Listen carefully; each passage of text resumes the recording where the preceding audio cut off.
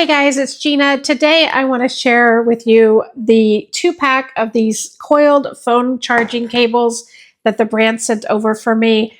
I'm going to tell you, if you are someone who likes to keep your car organized, you don't like cables hanging out everywhere, this is the product for you. Now, I really like it because I hate in my driver area where I have to plug my phone in.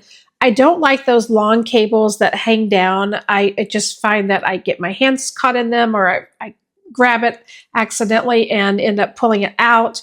I love that for this reason. So this is a coiled charging cable. So I find it easily. I can plug it in to the USB in my car, then I plug it into my iPhone, and it just is enough length that if I need to have it stretch a little bit, it can, while my phone is in the phone holder and I don't have all the excess cables hanging down. That is what this is perfect for. Now, I do like that there is plenty of stretch in it, so it probably will go, I don't know, maybe 2.5 feet, but you aren't going to have cable hanging down because it's only going to stretch as much as you need it.